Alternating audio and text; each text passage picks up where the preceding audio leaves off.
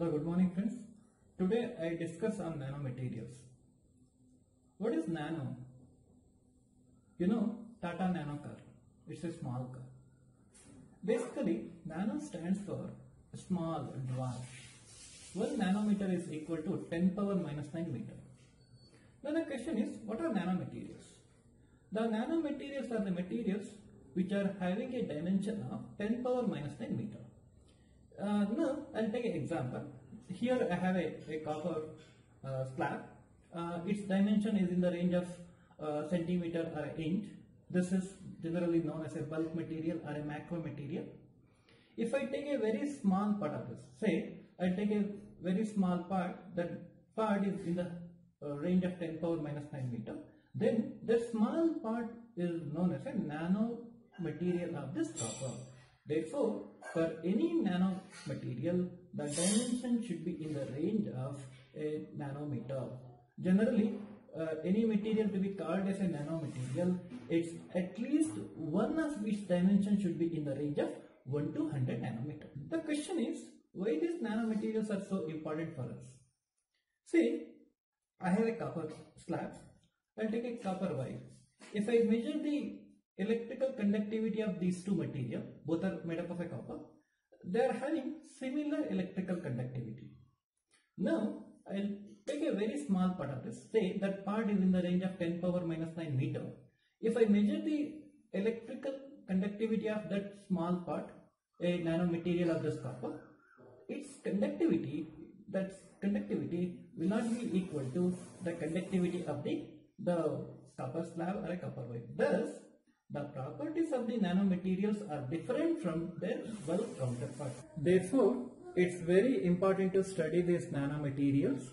In this series of lectures, we will see the characteristics of nanomaterials in detail. In this lecture, I cover basics of nanomaterials, which includes introduction, classification of nanomaterials, density of states in different nanostructures. As I told you earlier, the nano stands for small.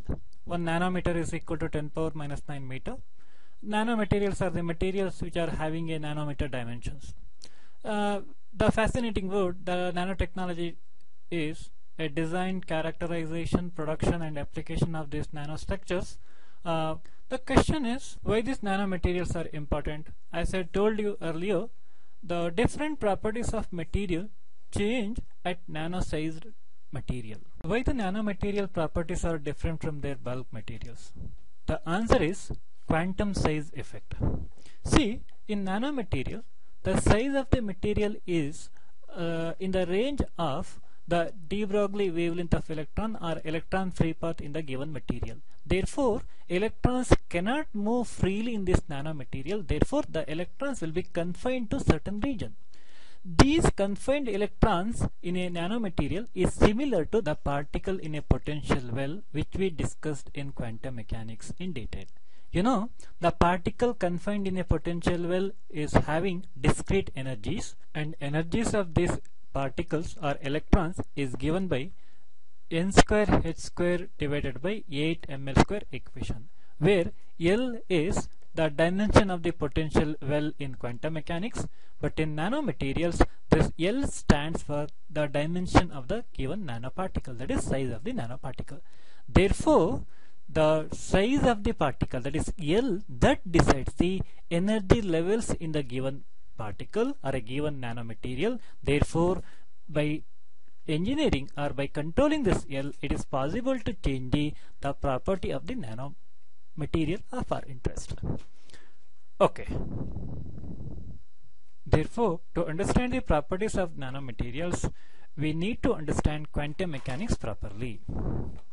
Now, let us discuss about the classification of nanomaterials. The nanomaterials are classified on different criteria. Important criteria are shape of the nanomaterial and the intrinsic property. On the basis of shape, the nanomaterials are classified as the nanofilms, nanowire, nanoparticle. In nanofilms, the one dimension will be in the range of nanometer. in nanowires, the two dimensions are in nanometer and other third dimension will not be in nanometer, and in nanoparticle all the dimensions will be in the range of nanometers only. It looks like a small point like structure. The details of these nanomaterials will be discussed later. On the basis of intrinsic property, the nanomaterial may be a metallic nanomaterial or a semiconducting nanomaterial or insulating nanomaterial. Here the examples are given. Now let us discuss about the density of states in different nanostructures. In electrical conductivity chapter we discussed about density of states. The density of state represents number of energy levels per unit energy range in a material of unit volume. In normal material, a three-dimensional normal bulk material which looks like this, in which the density of state function, that is G of E, that varies as a parabolic function with respect to energy. Okay, this is what we discussed in detail in electrical conductivity chapter normally. Okay, see, in nanomaterials, the size of the nanomaterial is less than the electron free path, as a result of which the electrons cannot move freely in all the possible three dimensions.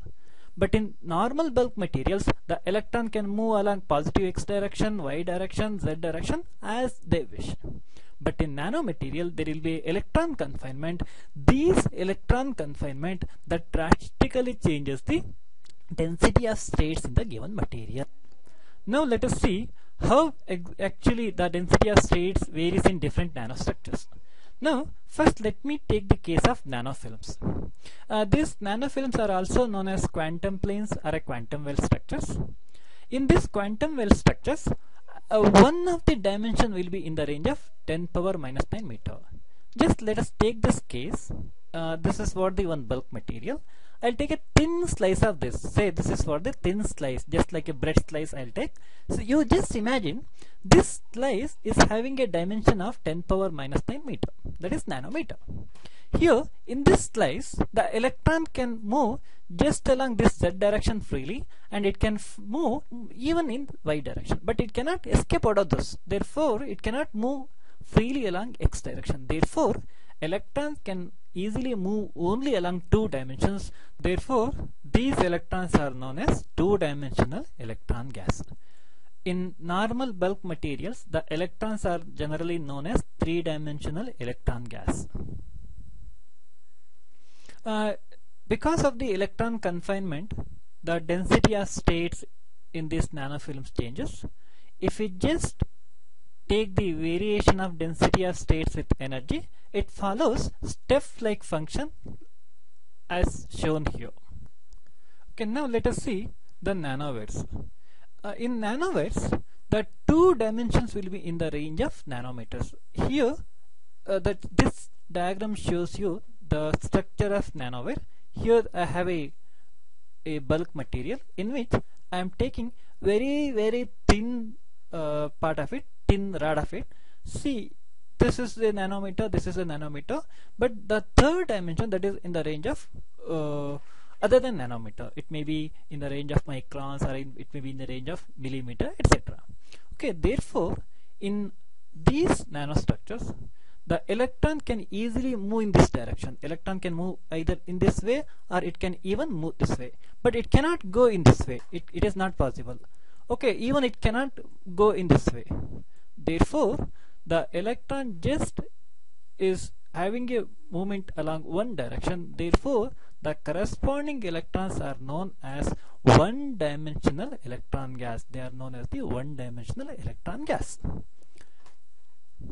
Okay, because of this type of electron confinement, the density of states changes. Here, this is how the electron density of states in the given material is. The very well-known nano structure, a carbon nanotube, it is belonging to this particular category. Now let's see the third important nanomaterial, that is nanoparticles. They are also sometimes known as the quantum dots. In these nanomaterials, all the three dimensions will be in the range of 10 power minus 9 meter. Therefore, they are known as zero dimensional structure. They are known as the zero dimensional structures.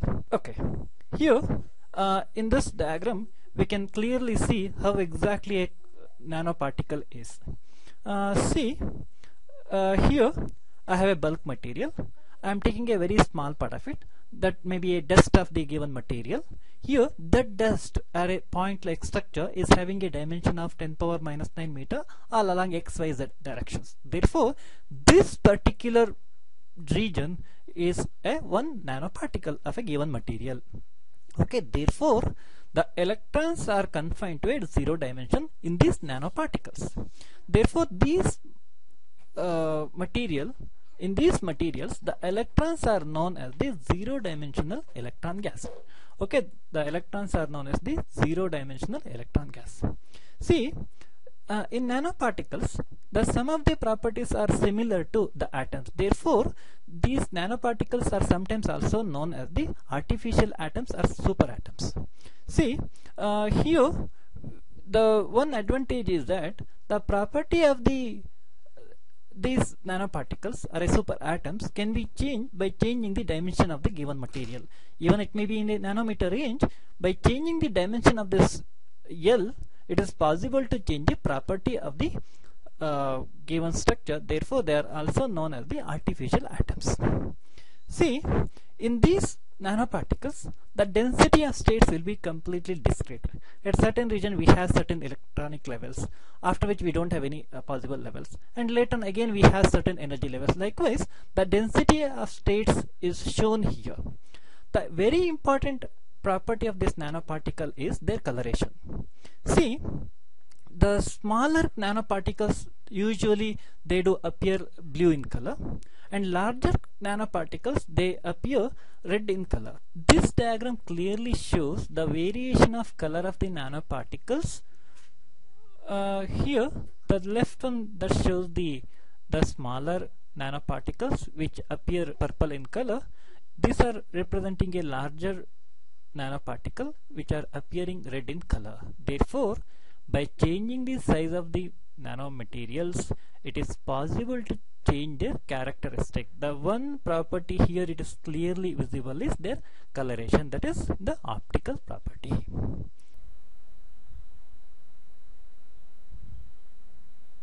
Okay, thus in summary, the nanomaterials are the materials of nanometer size. The properties of these nanomaterials are different from their bulk materials. These materials can be classified on different criteria. Based on their shape, this nanomaterial may be a nanofilm, nanowire or nanoparticle. On the basis of their intrinsic property, it may be a metallic nanoparticle or a nanomaterial or a semiconducting nanomaterial or insulating nanomaterial. And the density of states in nanomaterials changes due to quantum size effect. Thank you.